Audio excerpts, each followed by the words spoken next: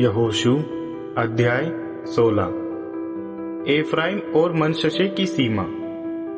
योसेफ को यरीको नगर के पास यरदन नदी से लेकर यरीको के जल के सोते तक और पूर्व में निर्जन प्रदेश तक भूमि दी गई, जो यरीको से लेकर पर्वतीय क्षेत्र से होते हुए बेथेल तक थी। यह सीमा बेथेल से लूज तक थी और आगे बढ़ते हुए अटारोत के अकरियों की सीमा तक थी। यह पश्चिम से होते हुए यफलेतियों की सीमा से आगे बढ़ते हुए बेत होरोन तथा गेजेर से होती हुई भूमध्य सागर तट पर खत्म होती है। इस प्रकार योसेफ के पुत्र मनश्शे तथा एफ्राइम को उनका हिस्सा मिला। उनके परिवारों के अनुसार एफ्राइम वंश के मीरास की सीमाएं इस प्रकार थी।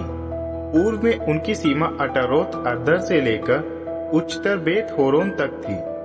यह सीमा पश्चिम की ओर बढ़ती गई, जो उत्तर में मिकमथात, फिर पूर्व में तानात शीलो की ओर मुड़ गई, फिर बढ़ते हुए यानोहा में जा पहुंची।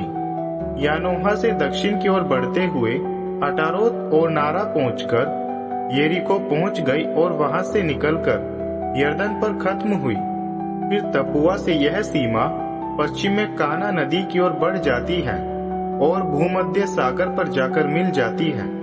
एफ्राइम गोत्र के परिवारों के अनुसार उनका हिस्सा यही है। इसके अलावा कुछ ऐसे गांव एवं नगर भी हैं जो मनश्शे की विरासत की सीमा के अंदर थे, जो एफ्राइम वंश को दे दिए गए थे। लेकिन उन्होंने उन कनानियों को बाहर नहीं निकाला जो गेजेर में रह रहे थे। तब आज तक कनानी एफ्राइम वंश के बीच दास बनकर रह रहे हैं।